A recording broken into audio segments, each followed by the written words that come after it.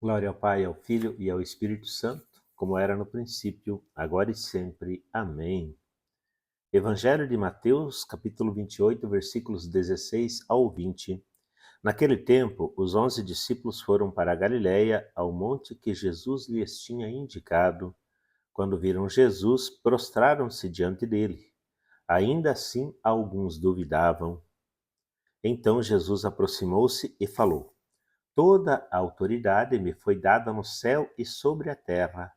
Portanto, ide e fazei discípulos meus todos os povos, batizando-os em nome do Pai, e do Filho e do Espírito Santo, e ensinando-os a observar tudo o que vos ordenei.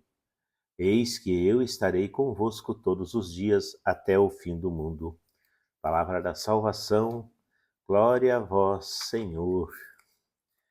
Temos um dia especial, esta liturgia, este trecho de Mateus, no dia da ascensão do Senhor. Neste mesmo dia temos a leitura de Atos dos Apóstolos, capítulo 1, versículo 11, que nos traz aí com mais detalhes também esse acontecimento e esse momento. E aqui nesse trecho de Mateus, então, nós percebemos, né, está implícita essa ascensão, essa subida de Jesus ao céu, aquele momento, digamos assim, final da sua presença física, corpórea, materializada, concreta, visível para nós, né, em nosso meio, com os discípulos. Então ele vai ao céu. Mas aí é interessante, dentro desse contexto, dentro dessas palavras de Jesus, eu anotei aqui, eu refleti, eu percebi quatro pontos importantes aqui. O primeiro ponto é um ponto que está implícito, né? O pecado foi vencido. Essa subida, essa despedida de Jesus indica que o pecado foi vencido.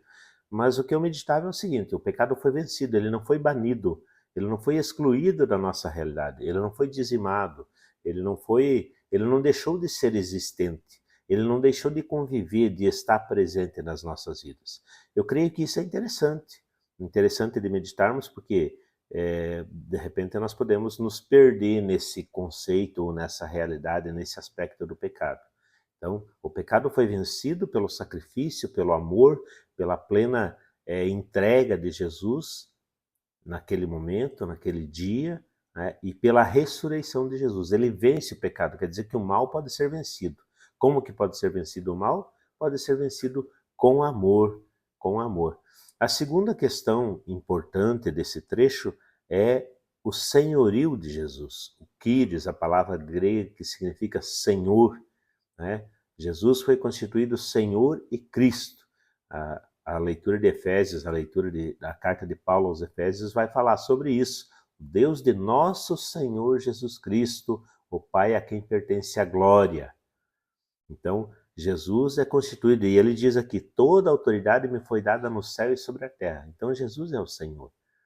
E nós vemos especificamente hoje, em nosso tempo, uma luta grande de muitos setores, de muitas pessoas, de muitos elementos, enfim, que procuram é, negar essa realidade, se afastar de Jesus.